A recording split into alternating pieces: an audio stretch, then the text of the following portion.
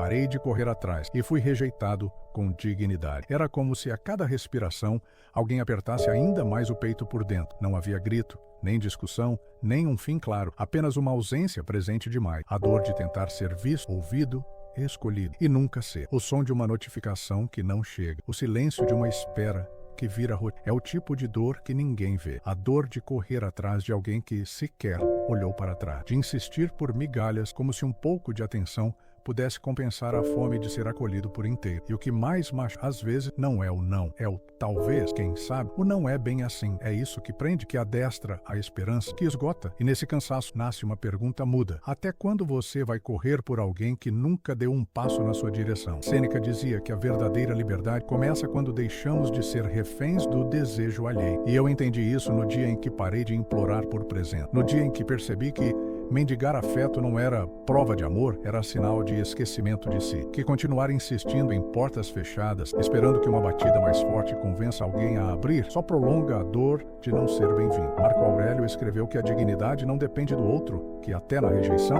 é possível manter o que é seu por dentro. E naquele dia eu escolhi parar, não porque deixei de sentir, mas porque comecei a me ver, a me ouvir, a me escutar em silêncio. Dói parar. Dói muito. Dói mais do que correr, mas é outro tipo de dor. Uma dor que revela, que mostra o que sempre esteve lá, encoberto pela ansiedade de ser amado. E nessa dor nasce algo estranho, algo como um fio de dignidade, algo como uma vela que aprende a queimar sozinha na escuridão, sem plateia, sem retorno, sem promessa de ser vista, apenas queima em silêncio. E talvez seja assim que se começa a reencontrar, quando a gente aceita que há valor em não implorar, que há beleza em simplesmente existir, mesmo sem ser escolhido. Essa é uma história sobre esse silêncio, sobre esse fim que não veio com palavras, mas com a ausência dela, uma história real, porque talvez seja a sua também, correr atrás de quem anda de costas. Havia algo cruel naquele esforço silencioso, aquela sequência de mensagens que nunca eram respondidas com o mesmo interesse, aquelas tentativas de encontros sempre adiados,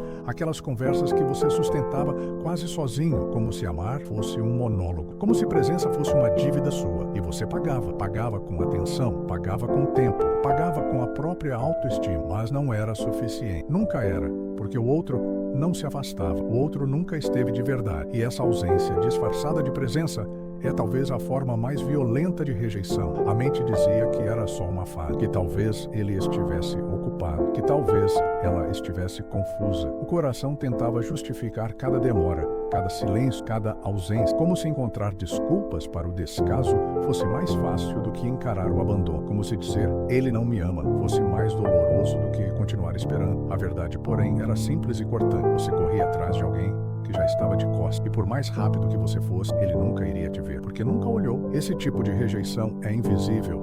Ninguém vê, porque, tecnicamente, vocês ainda se falam. Não terminou. Ele nunca disse que não queria, mas você sente. Você sente na falta de reciprocidade, no vazio depois de cada encontro, no cansaço que vem depois de cada tentativa de conexão. E isso vai corroendo devagar, vai apagando sua luz, vai te fazendo duvidar se você é digno de ser querido, quando, na verdade, o erro nunca foi você querer demais. O erro foi aceitar de menos, foi correr por alguém que nunca te buscou. Não é fraqueza querer ser visto, não é carência desejar presença. É humano, profundamente humano, mas há um limite entre amar e se perder. E às vezes, parar de correr não é desistir, é finalmente perceber que a corrida sempre foi só sua. A armadilha da esperança adestrada. Existia uma hora do dia que doía mais. Para alguns era ao acordar, para outros no silêncio da noite. Mas quase sempre era no intervalo entre o talvez e o nunca. Entre a última mensagem não respondida e a notificação que não chegava. Um vazio pontual, específico, cruel. Esperar virou hábito. Esperar por algo que, lá no fundo, você já sabia que não viria. Uma ligação, um convite, um gesto mínimo de cuidado. A esperança virou rotina, mas uma esperança cansada, adestrada, como um cachorro que senta sempre que escuta um talvez. Você aprendeu a esperar, aprendeu que o silêncio dele podia ser só o jeito dele, que a falta de atenção dela era uma fase. Aprendeu que insistir era uma forma de amar, que se você aguentasse um pouco, talvez fosse recompensado, talvez fosse escolhido, talvez dessa vez fosse suficiente. E então você esperava, e se anulava, e se moldava, e se diminuía, como se o amor fosse algo a ser conquistado por merecimento, como se bastasse fazer tudo certo para, enfim, receber o que sempre foi básico: presença, interesse, afeto. Mas o afeto verdadeiro não exige sacrifício contínuo, ele acolhe. Ele chega sem você precisar se machucar para recebê-lo. O problema é que quando a gente se acostuma com migalhas, começa a acreditar que é isso que vale, que talvez só assim o outro fique. E é nessa hora que o vazio se instala. Porque, mesmo quando ele aparece, você continua se sentindo só. Mesmo quando ela responde, você ainda se sente ignorado. Porque a ausência não é física, é emocional. E não há presença eventual que cure o abandono constante. Sêneca dizia que o tempo é o bem mais precioso. E quando você gasta esse tempo esperando por alguém que nunca soube o que fazer com você, está se traindo em silêncio. Está trocando sua paz por promessas não ditas. Está adiando sua vida por um amor que nunca chegou inteiro e talvez nunca vá chegar. Porque quem realmente quer estar, está, sem ser chamado, sem você ter que correr,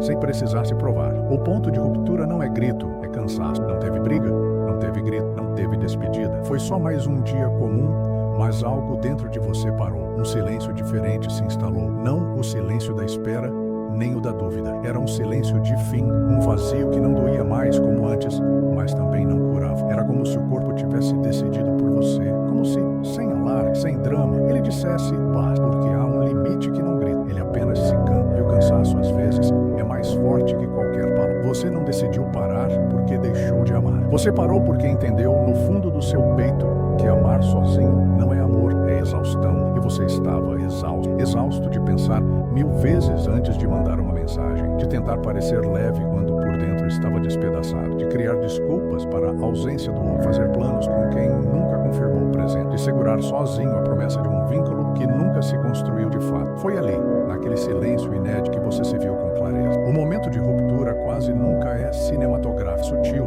quase invisível. É quando você percebe que parou de esperar, que pela primeira vez não checou o celular logo ao acordar, que não escreveu aquele texto que nunca teria resposta, que não chorou ao lembrar do último, não por ter superado, mas porque, enfim, aceitou. O amor que você ofereceu era grande demais para caber em alguém que só sabia receber, nunca retribuir. Epicteto dizia que a verdadeira liberdade surge quando aprendemos a distinguir o que está sob nosso controle daquilo que não está. E naquele momento, você parou de correr, não por fraqueza, mas por lucidez, porque percebeu que o outro não era responsabilidade sua, que a ausência dele não era reflexo do seu valor, que seu esforço não podia preencher o vazio de alguém que nunca quis estar inteiro ali. E nesse cansaço nasceu a sua força, a força de parar, a força de não insistir mais, a força de continuar sozinho, sim, mas em paz. Sêneca e o gesto de sair com dignidade. Havia algo de profundamente silencioso no ato de ir embora sem estardalhar, sem acusações, sem despedidas dramáticas, sem explicações longas tentando justificar o próprio valor. Apenas um gesto, um passo para um respirar mais fundo, um não sussurrado entre pensamentos que antes gritavam por até. Foi isso que aconteceu. Não teve plateia, não teve aviso, só uma decisão interna, tranquila e firme. O tipo de decisão que ninguém aplaude, mas que muda tudo por dentro. Foi quando você entendeu o que Sêneca dizia. É sinal de sabedoria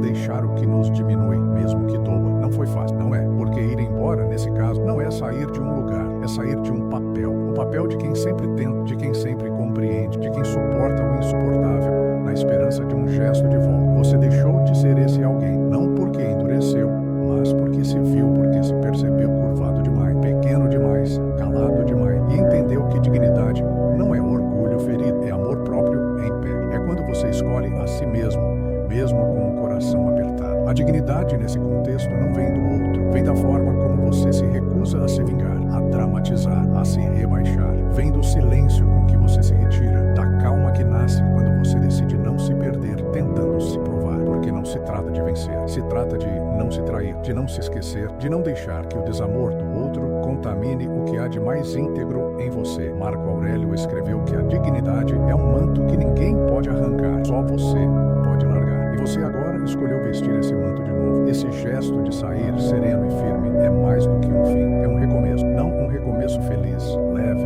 mas um recomeço honesto com você mesmo, sem mais, sem desculpa. Com dor, sim, mas com verdade. E essa verdade silenciosa tem um poder imenso, o poder de reconstruir você por dentro, não como alguém ferido, mas como alguém que sobreviveu ao abandono sem precisar abandonar a si mesmo. A metáfora do portão aberto. Imagine um portão, não qualquer portão, mas aquele que você precisa bater com força, repetir a batida, esperar em pé na chuva, implorar por um sinal de abertura. E mesmo quando ele se abre por um breve instante, é como se dissesse: entre, mas com cuidado. não se acomode, não fique demais. Essa metáfora não é apenas sobre portas físicas, é sobre relações, sobre conexões humanas que exigem mais esforço do que reciprocidade. E durante muito tempo, talvez você tenha acreditado que esse era o caminho certo, o amor certo, que o amor verdadeiro exigia prova, exigia dor, exigia resistência. Mas e se não for assim? E se o verdadeiro amor não exigir feridas nos dedos? E se quando for de verdade, a porta simplesmente estiver entreaberta,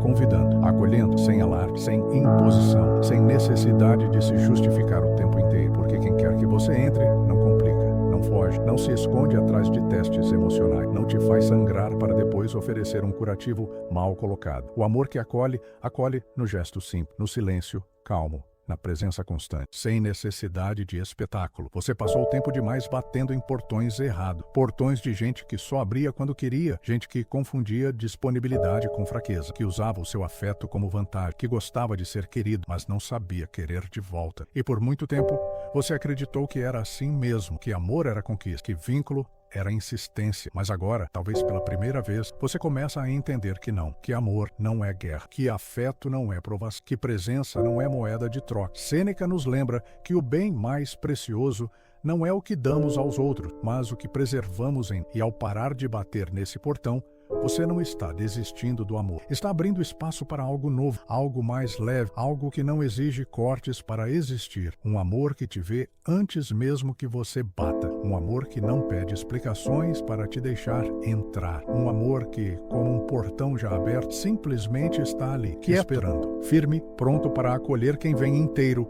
não quem chega em pedaços. Ser deixado pode ser o início de ser reencontrado por si mesmo. A rejeição tem um som próprio. Não é o som de uma porta batendo, nem de alguém dizendo adeus. É mais como um eco que repete dia após dia o que não foi dito, o que não foi sentido de volta. E esse eco vai ficando dentro da gente, vai preenchendo os espaços vazios com dúvida, com culpa, com aquela pergunta insistente: o que me faltou para ser escolhido? Mas a verdade é que, muitas vezes, não falta nada. Só sobra entrega onde não há reciprocidade. E a dor de ser deixado não é só pela ausência do outro, é pela perda da imagem que você construiu de si ao lado. A imagem de alguém que talvez acreditou demais. Epicteto dizia: não é o que nos acontece, mas como reagimos ao que nos acontece. E nesse instante começa a virar. Porque ser deixado pode ser devastador, mas também pode ser um portal.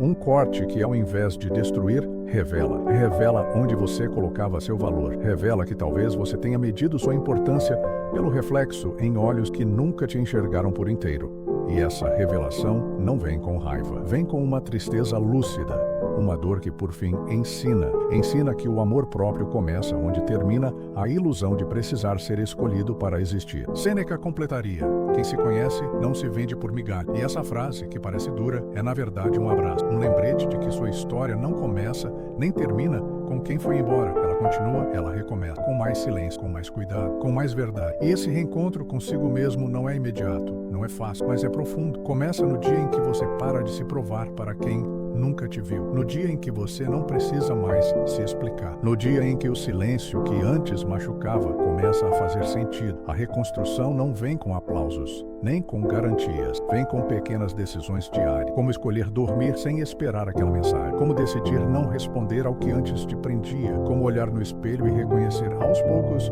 alguém que está voltando. Não a mesma pessoa de antes, mas alguém mais inteiro, alguém mais calmo, alguém que aprendeu que por mais que o amor machuque, ele não precisa ser dor. E que dignidade, essa palavra tão esquecida, é a ponte entre a ferida e a paz. Se hoje você se sente rejeitado, não corra, não implore, apenas respire. Escute o eco por um instante, depois escute o silêncio e então escute a si mesmo. Talvez aí comece o verdadeiro reencontro, o único que nunca mais vai te deixar, porque dessa vez é com você e por você. Epílogo, o silêncio que liberta. Algumas histórias não têm ponto final, elas apenas se dissolvem no tempo como uma lembrança que aos poucos deixa de doer. Não porque foi esquecida, mas porque foi compreendida. E quando a dor encontra sentido, ela muda de nome. Deixa de ser ferida aberta e se torna cicatriz. Deixa de ser ausência e vira. Deixa de ser perda e se transforma em liberdade. É isso que acontece quando paramos de correr atrás. Quando, em vez de buscar alguém que nunca ficou, decidimos ficar com o que sobrou de nós e começamos a reconstruir. Não para impressionar, não para provar nada, apenas para existir com mais inteireza. Há uma espécie de paz que só chega depois do esgotamento. Quando não há mais energia para insistir, quando não resta mais nenhuma fantasia de que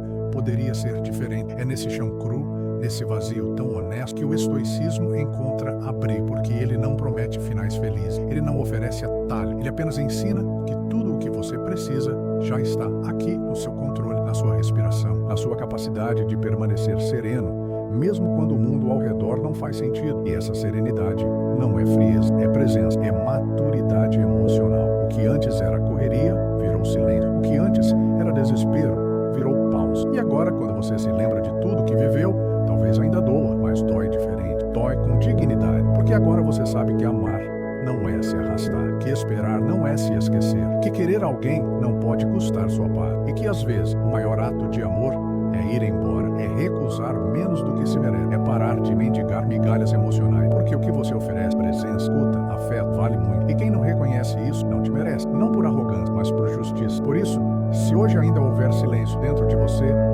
ouça com atenção, não como quem espera a resposta do outro, mas como quem começa a escutar, talvez pela primeira vez, a própria voz. Aquela que ficou abafada por tanto tempo, aquela que sussurra, eu também preciso de mim. Essa é a verdadeira virada, não a que muda os outros, mas a que muda a sua forma de permanecer com você mesmo. E se ainda restar dor, lembre-se, ela também é parte da cura, porque só sente quem ainda está vivo. E estar vivo agora significa uma coisa simples e poderosa. Você voltou para casa, dentro de si, e aqui ninguém mais pode te deixar.